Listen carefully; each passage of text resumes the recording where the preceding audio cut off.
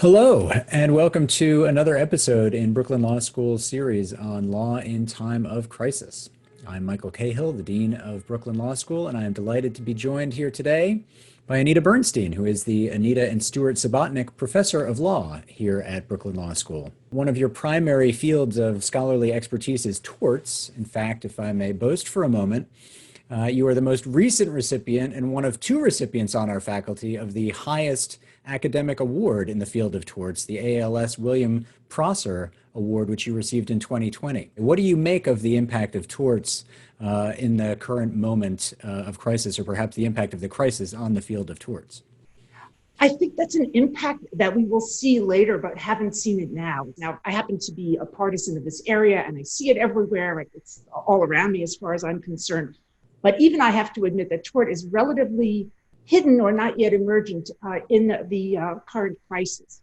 The big issue, I believe, with respect to torts and coronavirus will be the liability of institutions in the transmittal or the conveyance of this disease to people who say they didn't have it before they were exposed due to the fault of this entity. And while I think many powerful people, including the leadership in the United States Senate, are very concerned about the possibility of a torrent of liability.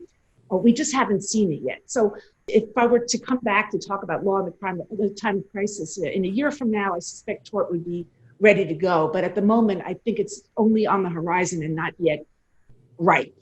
So somehow, in addition to rising to become an eminence in the field of tort law, you have managed to establish a pretty solid sideline in the area of feminist jurisprudence, and that is what we are primarily here to talk about today, women and women leadership during this time of crisis. So tell me a little bit about what leads you to want to talk about that and what you're seeing out in the world.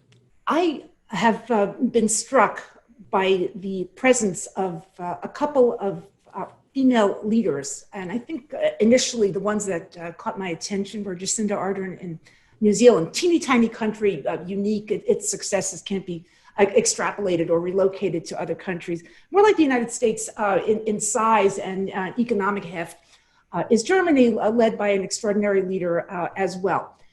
And so I was aware, as you might imagine, of the gender of these leaders in contrast to the leader of my own country and the one that speaks our language across the Atlantic.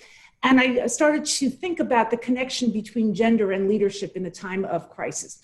I was aided or provoked by a meme that I've printed out. How legible it is, I can't say, but just to read it held up here.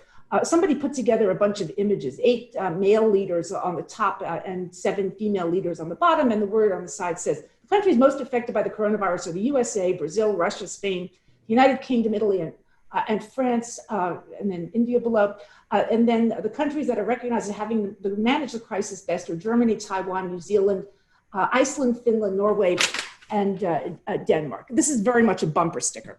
It is not a truth. And as a researcher and scholar, I absolutely will not say that women are better leaders in general. That said, there is a dramatic showing of women-led performance in nations. And similarly, to a degree, in the United States, we have executives in our federal system. Some of them are women, with a couple of disappointments, I guess.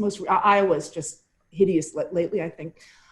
There've been a lot of really impressive performances by female governors as well. So without generalizing or concluding that we should let women run everything because they're better, I am pausing to think about the role or relation of gender to being effective in managing this extraordinary catastrophe. And how tight a fit do you think there is between female leadership and successful response to this crisis or any other crisis? And do you have any, even if tentative, conclusions about what might be causing it? I mean, it need not be that there is some essential difference between men and women as people or as leaders, but it might be that because of social circumstances, say the type of women who emerge into roles of leadership embody certain characteristics, or for that matter, maybe the type of men who are enabled and facilitated into taking leadership roles lack certain qualities that we might want to see. Do you have any, even if preliminary, thoughts about that? That's exactly what has interested me. I'm trying to monitor numerical quantitative markers, positivity rates, the percentage of the population being tested, whether schools are open or closed, and I have a file of data about that. And it looks like there are sort of hard numbers, reasons to think that women leaders are doing better than men, but that's extremely tentative and preliminary. And so I'm moving to what you suggest, I think, would be a more profitable way to look at this issue, given that both genders have access to this possibility, maybe not equal access. Let's think about the traits rather than the chromosomes or the assigned gender of the leader. What do you need to be good in response to this problem?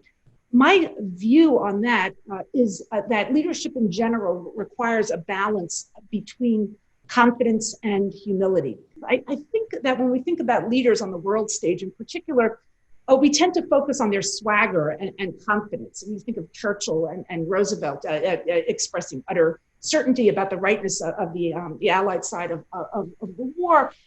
General Sherman marching through Georgia and crushing it because that was necessary for the Union. Lincoln standing firm against dissolution of the country. Get that confidence theme very strongly dinned into us as that's the signature of a leader.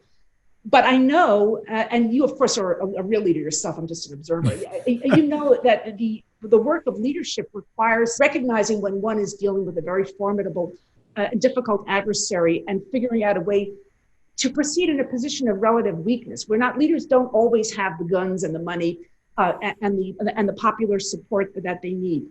So in the balance of confidence and humility, it may be the case that coronavirus leadership requires more humility than we're used to. The leader absolutely must have the confidence part down. So you see Arthur and Angela Merkel being absolutely unwavering. I will not yield, they say.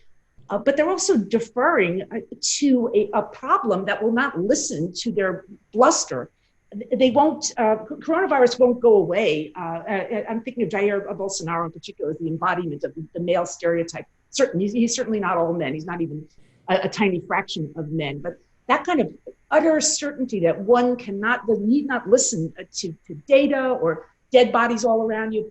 I think that's a dangerous trait. His balance of confidence and humility is, I dare say, in need of turning the dials and adjustment.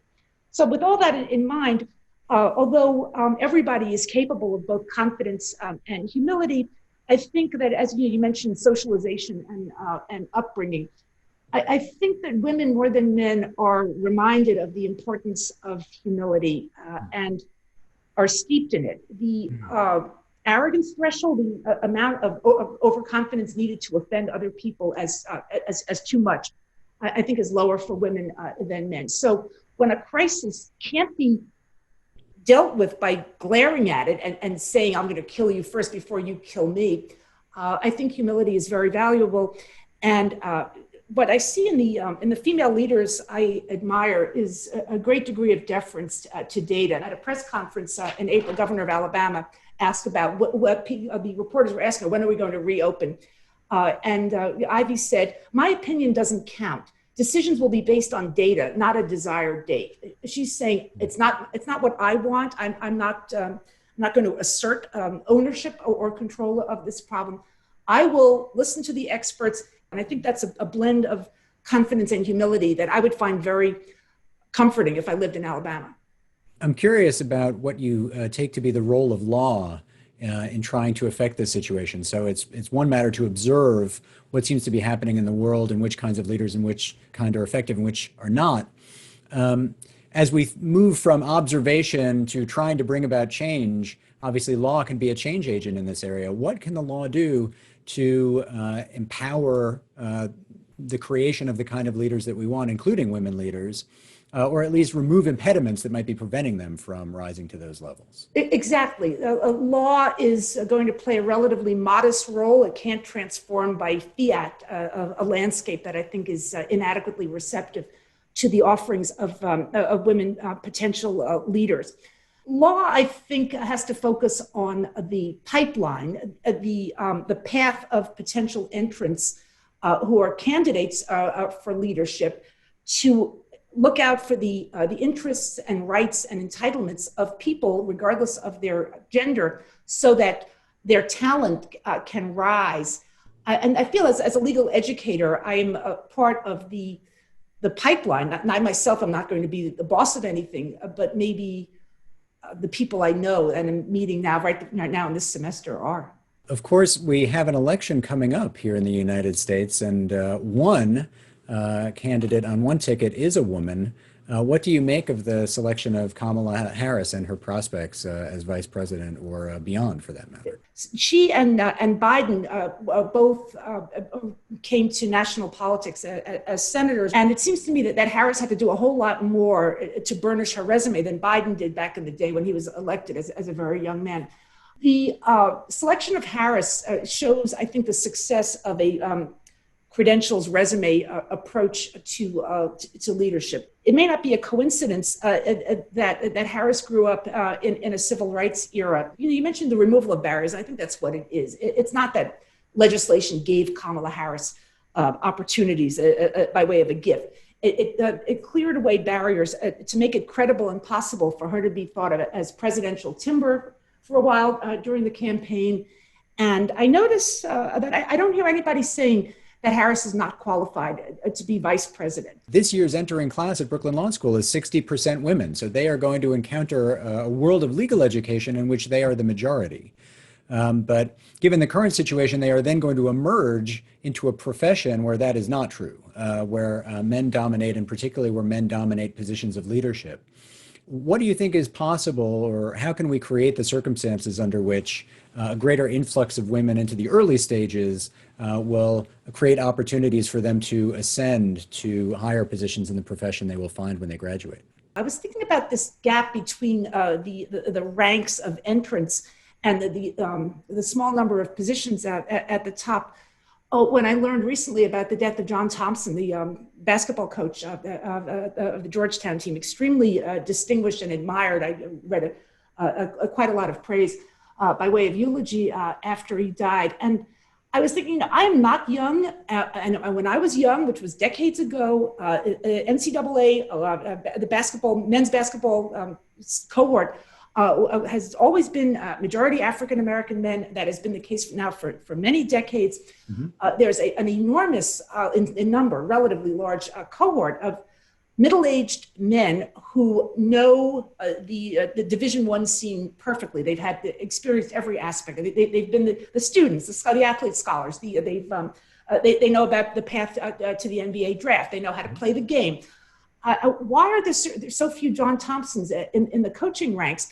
It seems to me in both cases, the system as a whole, or observers of the system, need to be mindful of the gap between talent at the bottom and talent at the top, and see to it that the larger population below, so to speak, lower in age and or lower in seniority, gain the experiences and credentials so that their talent will be more visible than it is now to the people who make decisions, and take the role of leadership. We'd have a very different college basketball scene without racism. I think we would have a different kind of display or performance of leadership without racism and sexism. Very rich terrain, and very interesting to hear your thinking about how these complex issues have informed your teaching. Thank you so much for sharing your thoughts, Anita Bernstein. Thanks to everyone for joining us for this latest conversation about law in time of crisis.